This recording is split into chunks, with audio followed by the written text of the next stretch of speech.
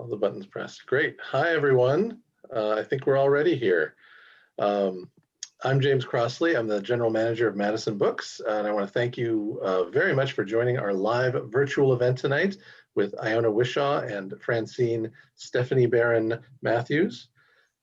Thanks also to my partners at Country Bookshelf in Bozeman, Montana, and Paulina Springs Books in Sisters, Oregon, for making this event and all our other events possible. You can find out about all the things we're doing on Eventbrite or on booksinCommonNorthwest.com. Next week, we'll be featuring Chloe Davis as she discusses her new book about LGBTQIA+ language, The Queen's English. And the week after, we'll be bringing you a conversation between Maggie Shipstead, author of the acclaimed new novel Great Circle, and Julian Sancton, author of the true life historical thriller Madhouse at the End of the Earth. I will take this opportunity to point out that if you haven't already purchased one of tonight's author's books, you can do so via the links to your favorite participating bookstore, which are on our website, and will be shared later in the chat window. If you have bought a book already, thank you very much again. We are recording the event this evening, and the conversation will be viewable later on our Books in Common NW YouTube channel. If you're watching on Zoom right now and you have any questions for our authors, please use the Q&A button. We'll get to those at the end of the program as time allows. And you can leave comments at any time using the chat function. If you run into any tech issues along the way, we recommend leaving and re-entering the room via the same Zoom link that usually takes care of it. Using headphones usually resolves any odd sound issues that you might have. And we would like to remind you also that this is a shared creative space that we want to remain safe for everyone, and we ask that you be respectful of everyone who has joined us tonight. Offensive or inappropriate comments will see the user dismissed from this space. And as I always mention, this is a virtual space that we're in right now, but physically I'm speaking to you from Seattle, a city built on the homeland of the Duwamish people, in fact, named after one of those people. The Duwamish are still present and still seeking federal recognition as a tribe, an effort you can learn more about at realrentduwamish.org. So let me introduce you to the guests we have with us tonight and the reason that we're here. First off, Iona Whishaw is the author of the Lane Winslow Mysteries. She's a former educator and social worker whose mother and grandfather were both spies during their respective wars. She lives in Vancouver, British Columbia with her husband. The latest installment of her mystery series has just been released. It's called A Lethal Lesson. You can learn more about her at ionawhishaw.com. And also with us, we have Francine Matthews, born in Binghamton, New York, the last of 6 girls.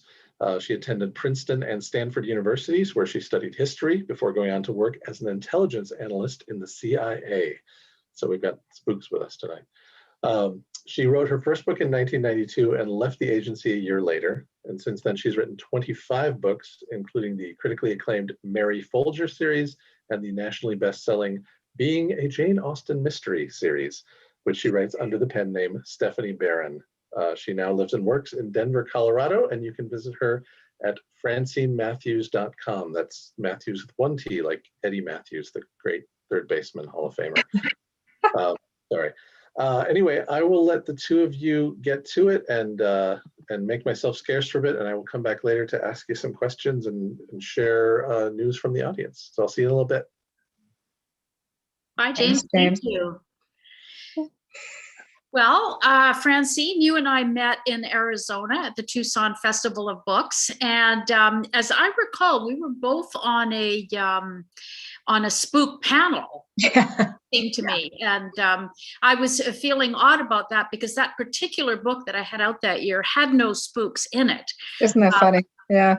But I guess I'd like to ask you, because you actually worked in intelligence. I think I remember you telling me the difference between people who do the stuff indoors and the people who go out and do adventurous, more spy-like things, as people would think of it.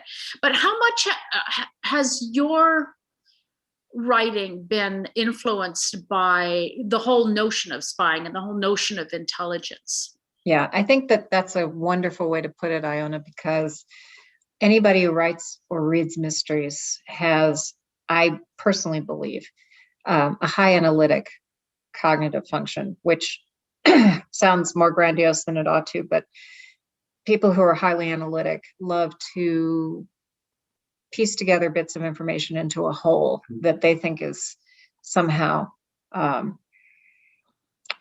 explains a bigger mystery. And so people who love to read mysteries, and I grew up reading them voraciously from the time I was little, are the kinds of people who like to investigate, observe, interpret, and then draw a grand conclusion. And I think that I was, it's a chicken egg issue. I think I was drawn to intelligence work because I have a high analytic mind.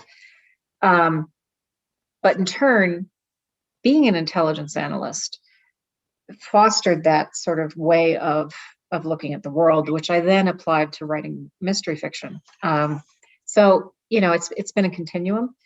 And I do write espionage novels, but everything that I write has that sort of internal structure that I've constructed. And I'm also simultaneously trying to hide from the reader in terms of its architecture and allowing them to investigate and unmask the underlying architecture, which is kind of the essence of reading a mystery novel or putting together a thriller plot, whether it's espionage based or not. But I would guess that spies in general, like your family members, are people who love to investigate the world through partial information and then draw their own conclusions, which is essentially the definition of what it is to be an analyst in the intelligence world or anywhere. So I would suspect that you inherited some of that way of approaching life from your forebears who did it as a job, and that is why you can now write these novels that are puzzle based and depend upon the reader actively interrogating the manuscript and investigating what you've presented as a sort of puzzle for them. So that analytic thing that you talk about, I would never really define myself as that, but I think you may have something there. I think the influence for me, because I never worked in that kind of work at all. Mm-hmm. I worked with kids most of my adult life, and the early part of it was dealing with kids from really kind of unhappy families and stuff like that. And I remember thinking at the time that a lot of that was a detective story. Right. You had to understand what all went into the lives of those kids to get what you had now, and how you could support kids using what you knew about them. Right. And I remember even then thinking it was, it was a bit of a mystery type thing. I think the influence for me is my parents. My mother, I'm not sure I would have called her analytic, and I never knew my grandfather, but he definitely spied the whole time, before the First War, during the First War, and into the Second War. That was his career. Yeah, that was his career was they lived in Latvia, and his career was he had a flax factory, they made linen, but he was really always away on courier work, they used to call it. And I never really, somebody asked me once, tell me about your grandfather, he was a spy, that must have been amazing. And I said, he was a spy. I knew nothing. And really, with my mother, she definitely did work as a spy during the war in South Africa. And she just blew it off. When she finally, very late in life, talked about it, she talked about it like it was, just a fun thing she did. But when I began to think about what she would have to do the things that she was assigned to do, they're terrifying to me. Like, I can't imagine doing that kind of work. And I think both of them had a very high adventure twitch. And I think adrenaline junkies. Yeah. And I think that's more where my mother's attraction to it was. I'm the kind of person who leaves the room when someone on the television is rifling through people's drawers, when they're in the house. I just can't stand it. I don't know how people do that work, really. Right. But what you're describing is the classic difference between operational intelligence, and analysis. And I think what your mother and grandfather did was very much the adrenaline junkie, ops in the field, precarious, risk-taking, total immersion in the situation that they had to survive, which is very different from analytic work. So, but they're the two sides of the intelligence coin. Can I say something, because you talk about your analytical approach to things, and I suspect if we talk about how you construct a book, that will come into it. That has to be true for both of us, because I've read enough of your books, and you obviously have highly developed characters. You have a great sense of place. You are wedded to a particular time and the culture that your characters are embedded in that period of time. But you're also constructing a classic puzzle plot that your protagonists are trying to solve along with the reader. And, some information the reader has and some information your protagonists have. And that's the interesting part of engaging in that kind of reading. So, we're both doing the same thing, which is fascinating to me, about the mystery field, that everybody in it is kind of constructing these elaborate worlds that are open to penetration by the reader. It's actually wonderful. The comment I was going to make is, analytical or not, your books pulse with character and human, flesh and blood in lots of cases. And I'm pretty impressed with that. Like I can see reading your books how kind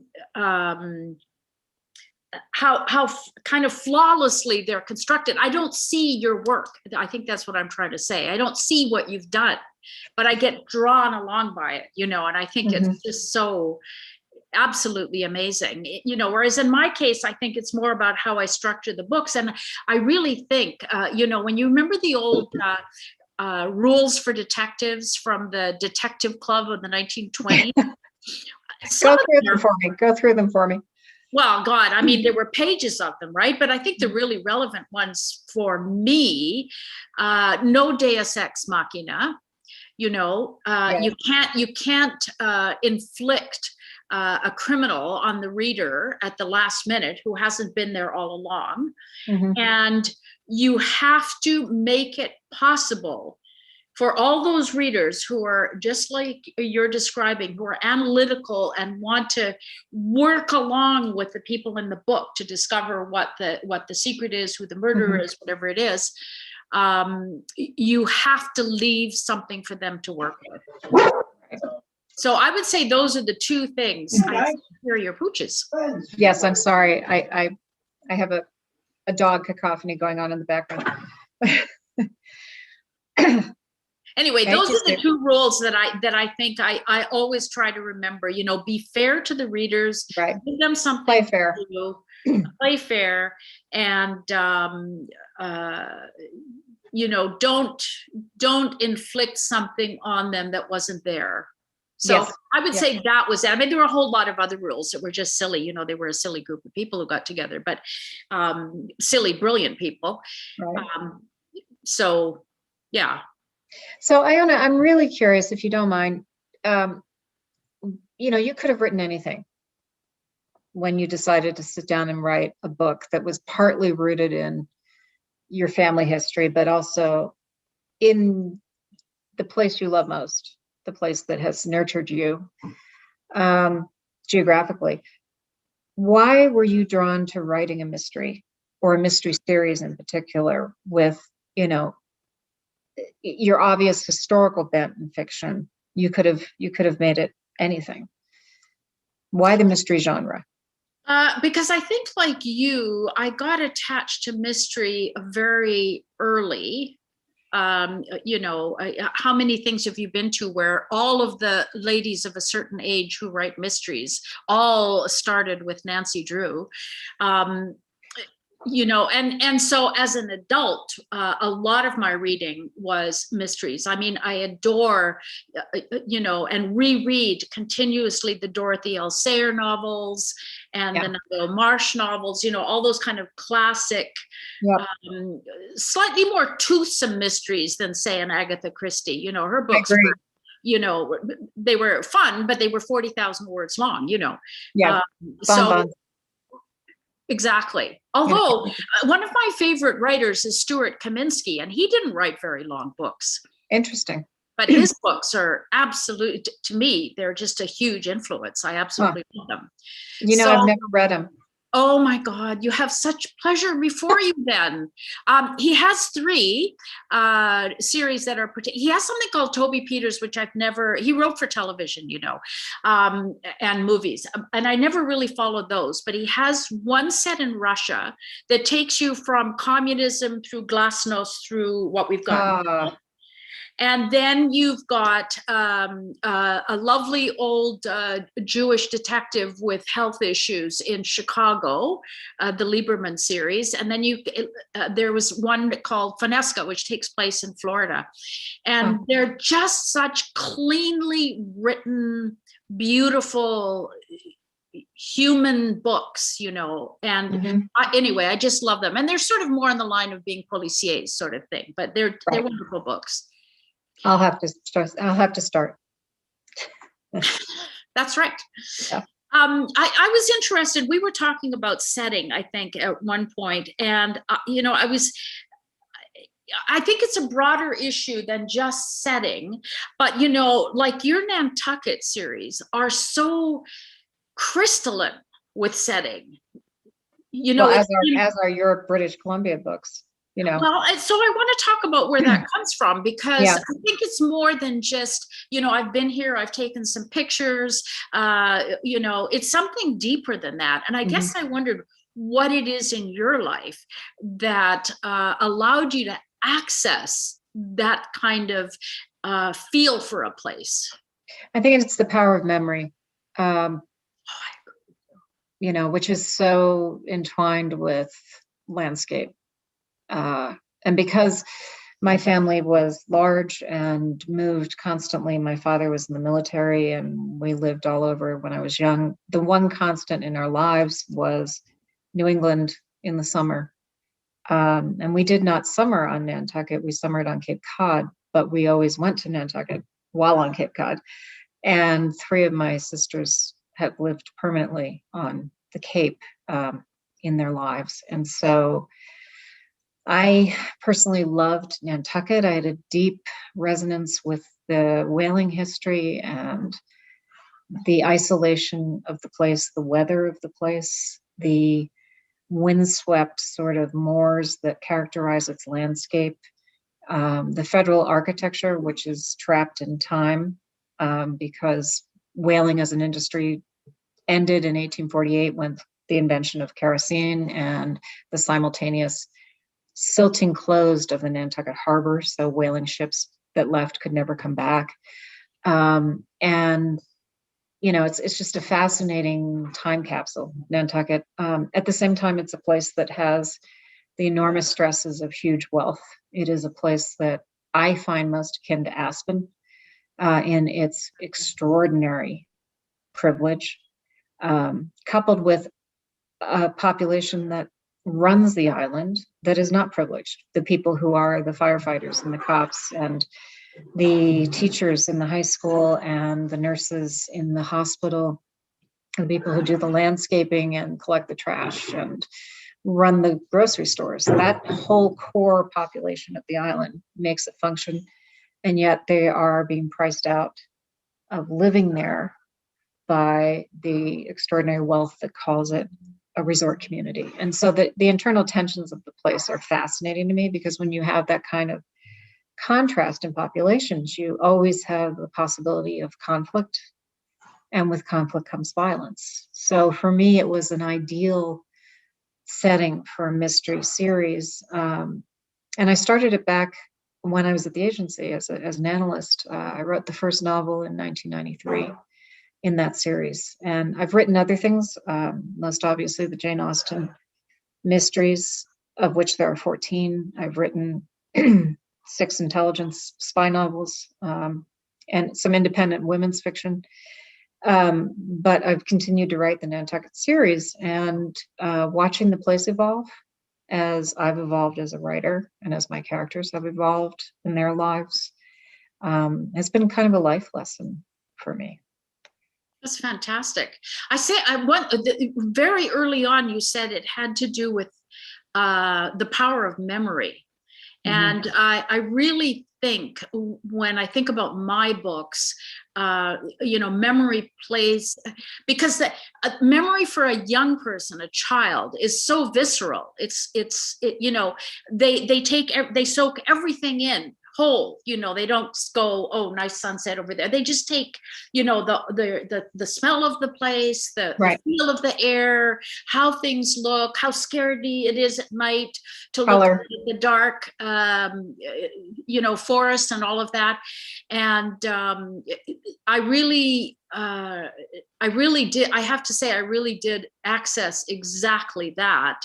And I probably avoided the modern world by picking, an earlier period to write about. So I could kind of capture that. And at the beginning, the first 3 books, I mean, I just felt like I was continuously able to, as they say, go home, when they say you can't go home again, but I really felt like I was deepening my connection to this place of my childhood. I wonder if you felt that as well.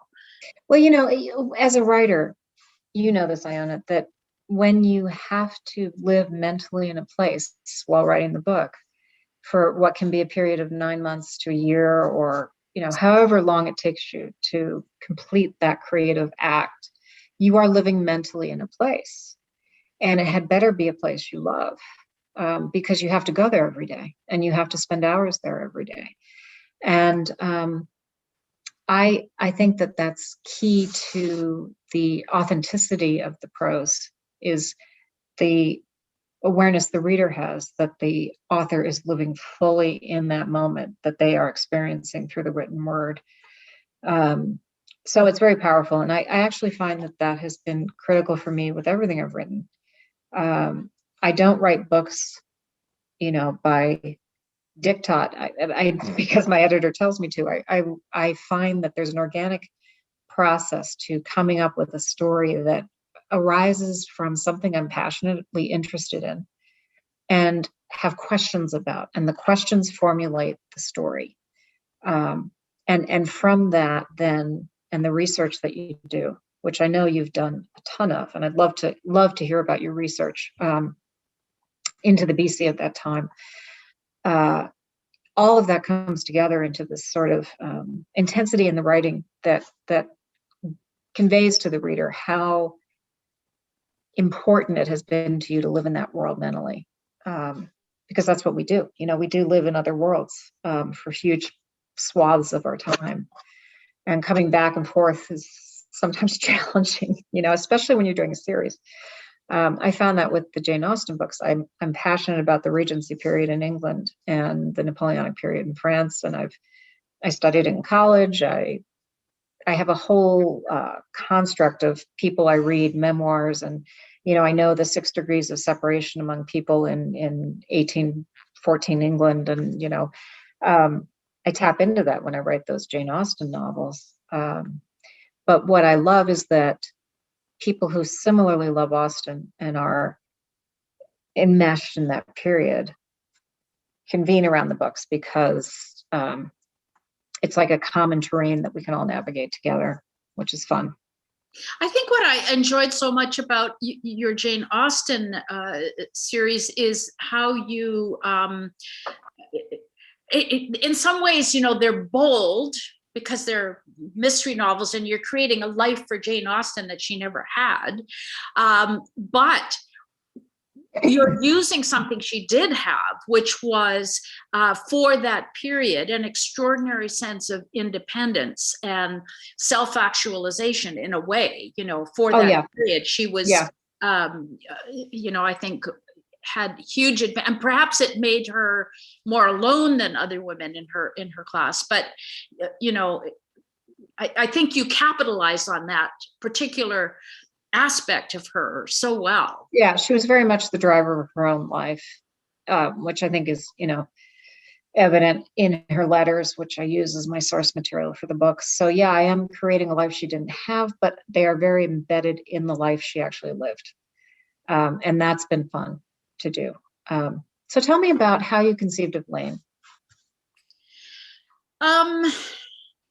He really started out as a kind of she started out in a way initially as my mother, when my mother first bought the house that is central to the books, and she absolutely, so that's an actual house. It's an actual house. Oh, that's and wonderful. I lived in it as a very small child in that actual community, which has a name so close that everybody all up and down that whole Lakes region, Kootenay region in British Columbia goes, oh, we know you mean Queens Bay kind of thing, because everyone knows the area, right? Yeah. But it was a hamlet. It's still a tiny hamlet. She found that house is so absolutely in the middle of nowhere in some ways. It's still a heck of a long drive to get there from here. It's a 9 or 10 hour procedure to get to there. Wow. And I decided that she would have the aspects my mother had: her beauty, her intelligence, her massive linguistic talent, and that sense of adventure. And I wanted to add to that something that I think was very common among, and they did it without making a big fuss about it, and that was a sense of duty. That is the generation that had, I think, a sense of duty in ways that we don't quite think of it the same way. Maybe as we get older, we do, only some of us.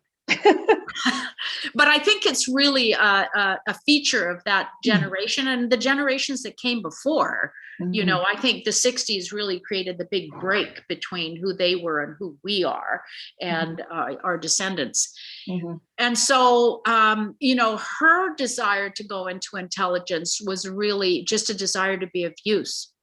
Someone tells her, we need people with your linguistic abilities, and come along and see what we have on offer. And that's what, she went into it for. And I don't doubt that my mother did something similar. My father was off flying a Lancaster bomber, a Sunderland bomber, sorry. My character flies a Lancaster. And she had nothing to do. And somebody said, you speak German, don't you? And she did perfectly as a native. And so away she went, you can do this for us. And well, all right, if that's what's being done, it'll be fun. I can dress up and wear nice lipstick too. So, Wow. So in a way, I conceived Lane as my mother, but without the children and without some of the wackiness. Without the personal details. Yeah. So how did you research that town in that time? Part of it was, it's very ironic, when I wrote the first book, I sent it out to an agent who has some of our top writers, and she read it, the first one, and she said, it's pretty good, but your research is showing. And I thought, that's odd, because that's the one book I did no research for. All I did was go back into my own memories of that place, because, like so many funny little rural places in British Columbia, it was already a decade or two out of sync with everything else in the rest of the province, right? So when I lived there in the very early 50s as a tiny child, that place was living in the 1930s.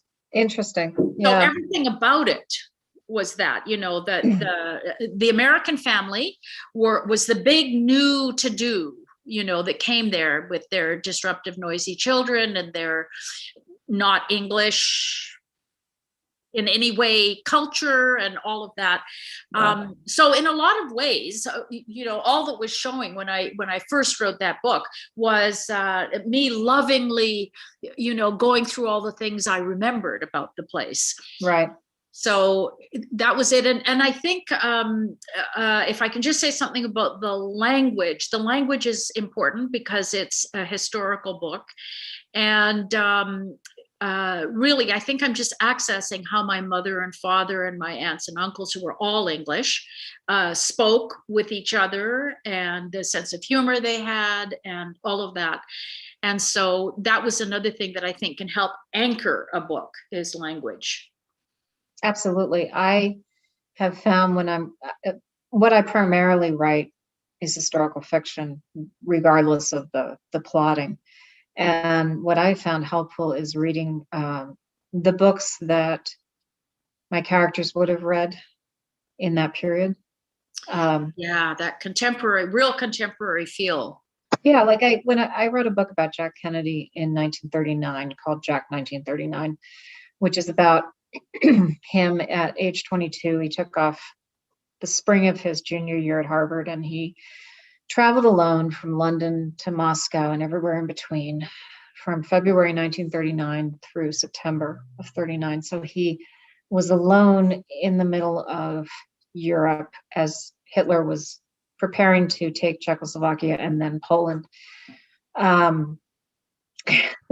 Researching his senior thesis for Harvard, but also just having an incredible time and writing about it, because at the time he wanted to be a foreign correspondent. And so I stumbled on this period in his life and I thought, oh my God, nobody knows this. Nobody knows this happened. That he was filming in Berlin when they announced that they were, taking an alliance with Stalin. I mean, just crazy stuff that nobody realized Jack Kennedy was on the ground for. And he was a kid. And he was very much of a failure. And anyway, I started thinking about this as a coming of age story. And I looked at what the top books were in 1939. And I knew his father was an avid mystery reader. And so Leslie Charteris had the Saint series out at that time. And I sat down and read the bestseller from the Saint series in 1939, which is all about the growing threat of Nazism in Germany. And so I was thinking about how they were reading this in their fiction as they were actually facing it, in the news, and how bizarre that conjunction must have been, that your entertainment was also your non-entertainment, and of course the other big novel from that year, actually the year before, 38, was Rebecca, Daphne du Maurier. Yeah. So it's always fascinating to kind of zero in on what was topical in a year, what people would have been chatting about, at a dinner party, in the arts at the time. And I always think that's a useful kind of barometer of the period you're looking at, is to go back and tap those kinds of cultural references and see what was current, what would have been the People magazine or the Entertainment Weekly of 1938 or 1948 in your case. So tell me a little bit, if you can, about, did you conceive the arc of this series at the outset, or has it been something that you've just been building on incrementally? And now that you're at the 8th book, where, did you expect to arrive here, or did it just kind of accrue? And how do you see the series going forward? There was not an arc. I never imagined that there would be an 8th book. I could barely imagine that there was a first one actually in hand, and then a second one. And I think by the second one, I began to get a sense of what the books would feel like and what would happen, right? And it was then that I began to really look at the elements of British Columbia that were so interesting. You know, the Doukhobors, the Japanese internment right near where I lived, and Russians. I mean, Doukhobors, yes, they're Russians, but also Canada was absolutely chock-a-block with spies during that period, right after the war. And I didn't know that. You know, I wrote some spies in because I thought it would be kind of cool. And then I thought, let me just check this. And I was astonished. They had a huge spy scandal in 45 that nobody knew about until 46. And I think it was actually cracked and made public by a New York Times journalist. Interesting. And you know, anchored off our coast here, the Canada had a deal with the Russia, Soviet Union, that ships could come in and get repaired for free. So the ships would come in, and you know, they had sort of people weren't just allowed to pour out into Vancouver and go to bars and stuff. They had commissars who watched them every minute. And I remember when I was quite young, about 14 or so, I was staying with my mother's best friend who was Russian, and I was friends with her daughter. Yes, they had come from Shanghai in the I would say 48 or 49, and were absolutely my mother's fondest friends. And, you know, this is why I heard Russian around me all the time, you know. And so she decided to take her daughter and me down to the ships, because there was a Russian ship in. And it was just the most, you know, they were there to get some of these repairs. And it was the most extraordinary thing to go on to ship and have all the young men be excited about 14-year-old girls, I don't know, and you know, get invited to meet the captain and have a tea and something with him and so on. But those people weren't allowed to just, you know, you couldn't invite a bunch of people home. If you invited people home, the commissar had to come, and they never, ever didn't keep an eye on you. Interesting. And, so, you know, so I found that very interesting. And much later, when I was a young woman in my 20s, I was very involved with Balkan music and dance. And, you know, even when people came from what was then Yugoslavia, big Croatian dance group, you know, it was the same kind of thing. There was somebody watching them all the time. So it's kind of very interesting. And I think it offers a lot of opportunity, that sort of thing, you know, when you're writing. And, you know, with each book, I thought, you know, I'd like to, you know, the rise of the Nazi, they weren't really called Nazis, but they were very present. They'd been in prison during the war in Canada because they were Nazis.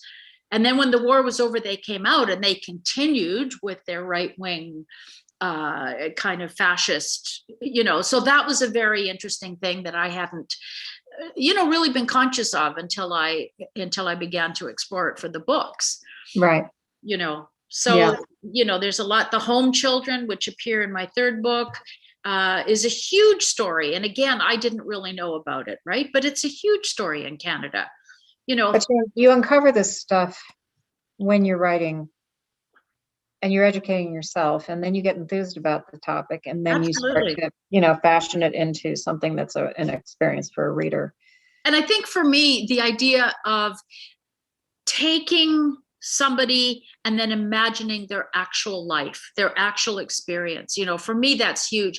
I every now and then I get a letter from someone who says, wow, that description you made of the Sudetenland refugees arriving in northern British Columbia was just so much like what my father told me it was like, you know. And that's that, you know, being able to use, especially if you've got sources that are full of human stories, like somebody's collected stories from these people, or someone's written a book about their early time there. You know, it's absolutely fascinating. Yeah, no, it is. There's nothing that can possibly take the place of that kind of research, I think. To me, it's the most important part of what I do. I couldn't write. I write books in part to do the research. I mean, that's what I really enjoy. Yeah. But there's the human aspect, you know, I think that I think is so critical, which I really I really enjoy there. I really enjoy being there with those people in those moments, you know. So and where do you think detail?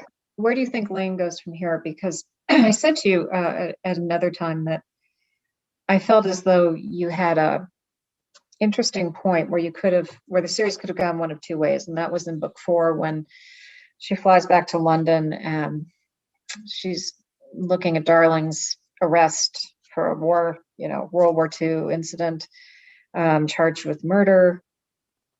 She's invited kind of back into intelligence work. And when I read that book, I thought, you had a choice there. You could have gotten rid of Darling and sent her into an entirely different world. And you didn't. So not that I'm saying you should have, I'm just saying, it was a pivot point, and you set it up that way. So it was just kind of interesting to see that and how the series circled back. And now that we're on book 8 and, Darling and Lane are very much a team. Where do you see this going?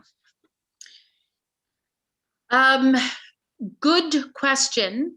I do want to say that I thought a lot about that, the potential of pivoting during, after that 4th book and what that would have meant. And I think that the reason I didn't, because I started imagining all the books as they would have been if she had stayed there and continued to do work as her handler wanted. And Darling would have just shuffled off home because he would have been freed and let go, and we wouldn't hear from him again.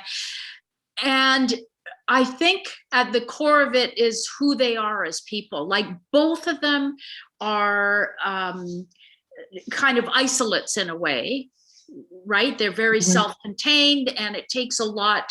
I think it took a lot for them to fall in love with each other. A lot had to be overcome for them to open up to each other in that way. And I think that's the reason I didn't pivot, because I think once Lane is committed, she's extremely loyal. And I think, she dashed over to England to try to keep him from being hanged, and that's what she was going to do. So from here on, they will be going to Europe, not in book 9, which I've just kind of crossing the I's and dotting the T's, or whatever it is you do at the end. Congratulations. But I did toy with the idea of writing a book about her during the war. Right. Going backwards. Yeah, just going back and looking at that, because I've written several short stories of her during the war, and they've been kind of fun to write. So that's a possibility. Totally different atmosphere. Yeah. And people are asking, they want to know where the Russian spy is, Viktor Aptekar. They really like him. What's he doing? He's retired to a farm in Surrey or someplace. So, anyway, I don't know. I never know before I start. Right. Do you have big arcs like that with your books? Well, yes. Yes and no. Obviously, with the Jane series, it's written about her life, so the arc is inherent. The first book in the Jane Austen mysteries is set in 1802 when she's 26. I've just written the 14th, which is in 1816, and it's the year she becomes ill, and she dies a year later, which will be book 15. And so that has its own, inevitable progression through time and space in her life. So that was handed to me. For a series that I invented, like the Mary Folger books and Nantucket, the arc is provided by her personal life. So that's always going on in the background, kind of as Lane's life is.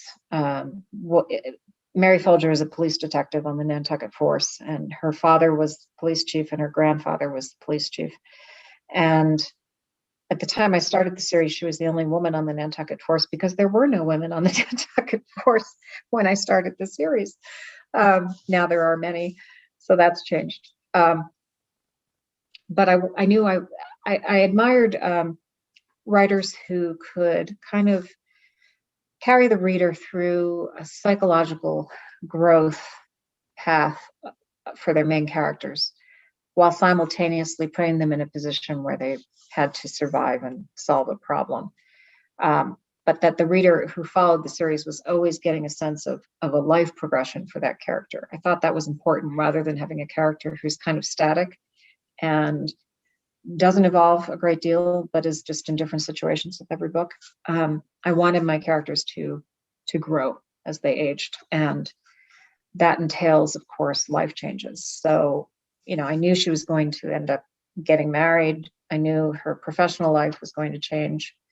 Her responsibilities were going to grow. Her belief in herself and her level of confidence in her own abilities was going to progress. And those were always conscious markers I had in the books. So that's kind of the arc for me in the contemporary series. That's great. James, how are we doing? Oh, there he is. That's good. Hello. It was fascinating to listen to you. It feels like you guys were talking about biographies. I was so, enmeshed in the idea that these are real people and they're progressing through their lives and what will happen next. So kudos to you both. I'm glad you mentioned. I was just going to pop back up to throw in.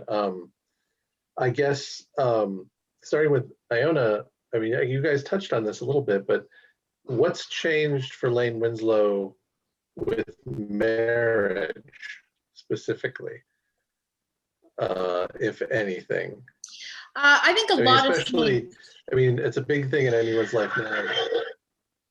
It is. And Go I ahead. think for someone as independent as she is, I'm always running up against kind of little prickly bits, with them, because she has to be able to be open and share. Right. And her inclination when she's in pain or upset is to isolate. So then there's her husband who can see that something's really wrong. And, before she never would have to talk to anyone about it. And now she has to find a way to do that. And I think that's probably true for him too. They've both been used to being so independent. And, the book I just finished, number 9, which will come out, I hope, in 2022, there was a real thing where she had, she has a little bit of PTSD, and, she has a really bad, a bad episode, and she was never ashamed of it before. But now she is a little bit, right? Because she feels like she's being a weenie before her new husband, without really thinking, wait a minute, give him the credit of being able to reach through and understand what she's going through, right? So there's those kinds of things that I think are more just human relationship things. And he doesn't want her to die, right? And so she's always in kind of dicey situations, and it really concerns him that she goes there. She's not afraid to go there. And that's a worrisome thing for him. Interesting. Yeah, that makes sense. But you don't see them. You don't see them as competing with one another, because that to me is the inherent problem of a couple that both have, the proclivities to investigate crime. One official, one not. One male, one female. The potential for competitiveness and errors. I think there's a potential for mistakes to be made too, right? Right. I mean, because that relationship is embedded between them as well. Mm-hmm. Thanks for the idea. That's good. So it occurs to me, this applies to both of you. So when you are writing your books, sooner than we as readers who the bad guy is. Is there any difference when you're writing the villain as to how you approach that or anything? I mean, because you have to have figured out the plot. I mean, some writers probably just write and what comes, and they think, oh, I didn't know it was going to go there. That's me. But to an extent, when you're writing a whodunit, you have to be a little bit ahead of the game to say, this has to go together. And so earlier on, like, oh, that's going to be the one. Yeah, So no, I am unlike Iona, apparently. I am an obsessive outliner plotter. So I'm constantly building in lines where I'm deliberately misleading the reader, but in a totally plausible way, because the information that's being dropped for the detective, or that the detective is finding out, is partial. It's always partial. What I find is that this differs profoundly if you are writing a first-person novel or a third-person novel. First-person narratives force the reader to discover everything with the protagonist as he or she experiences it. And that's something that I do in my Jane books. They're written in the first person as Jane Austen.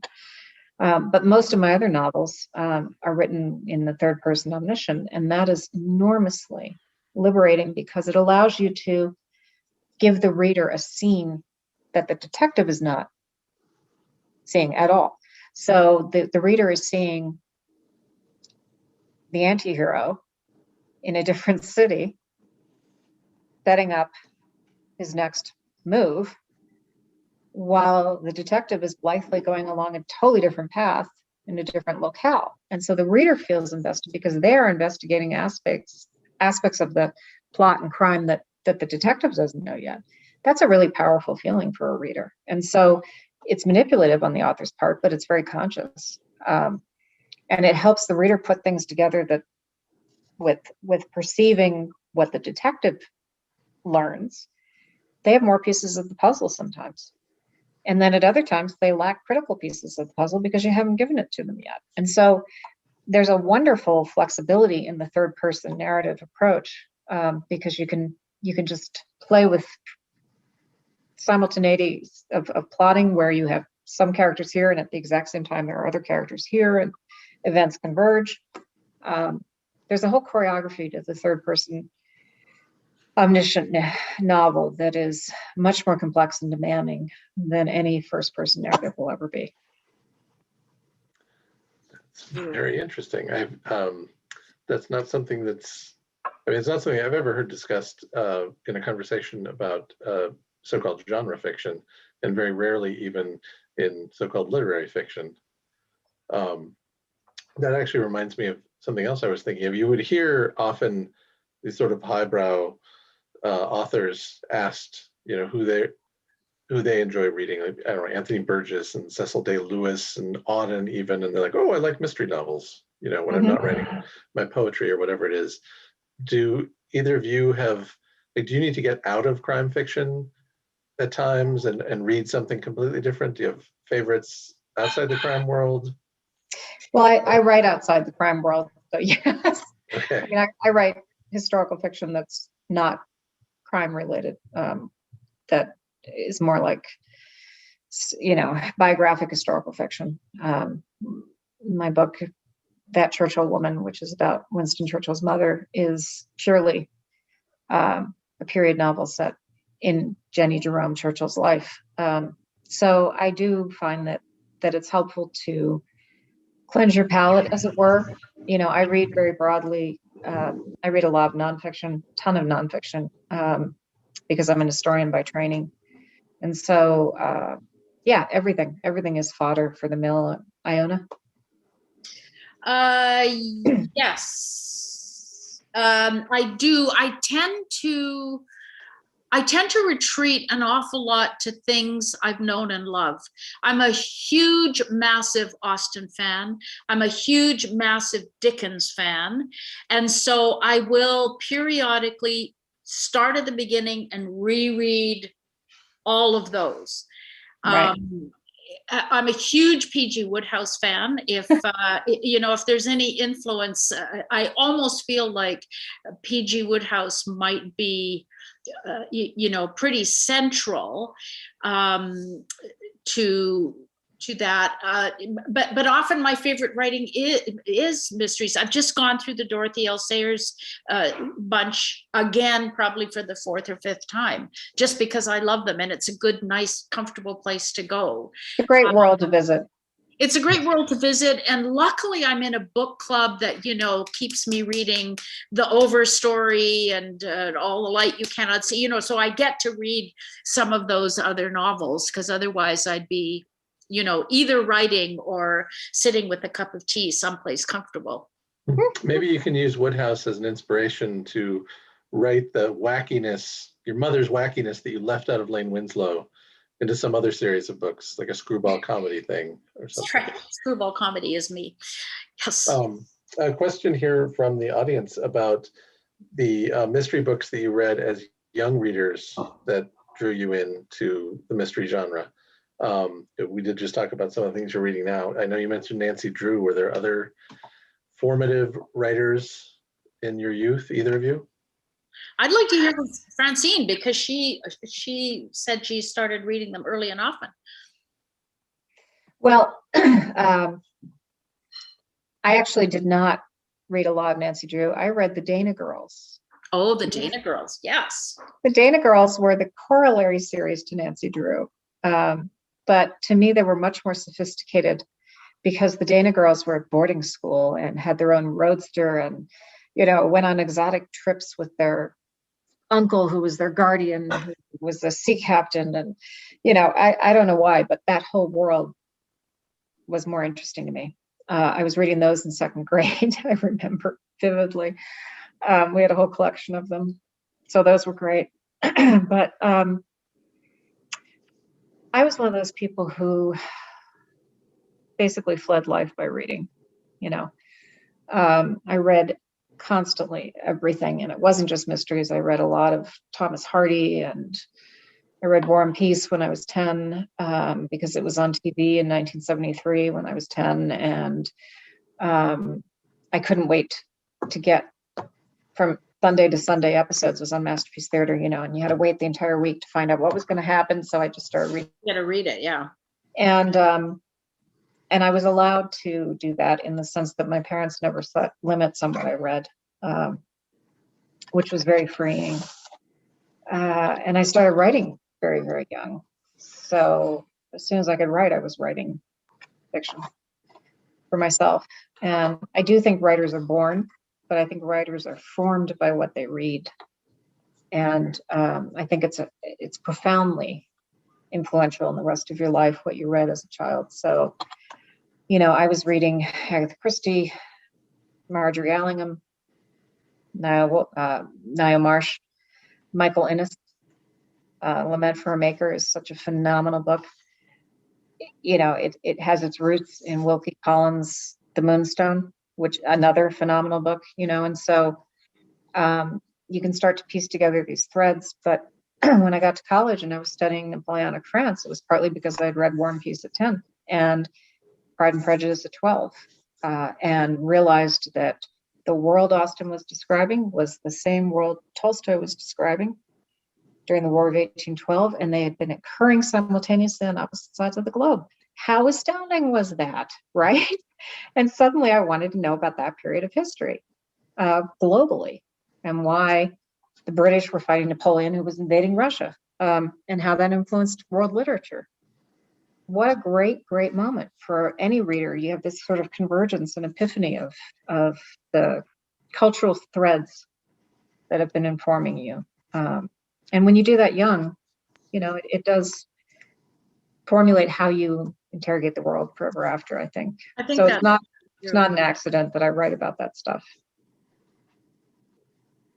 Yeah, I think that's absolutely true. Yeah, that's some of us don't start writing early. We wait till we're 64. And then that works too, because you've been accumulating all of this. It's true. I actually started writing more seriously in my 40s, but I'm sure you've always been one thing and another. Yeah, I'm sure you've always been writing, whether it was letters or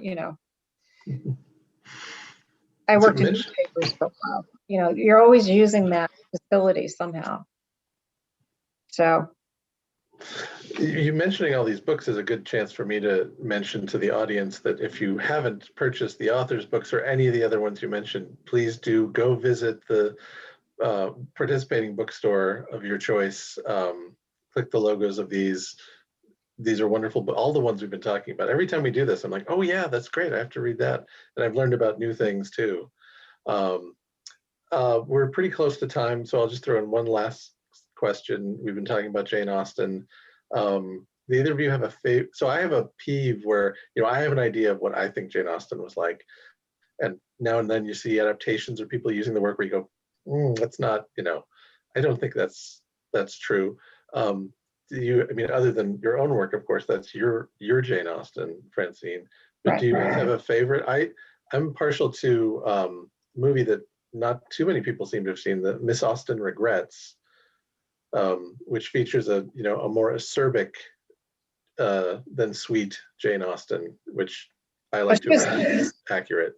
She was a vicious woman. That's what Yeah. you get out of her letters. She was viciously funny. She was incredibly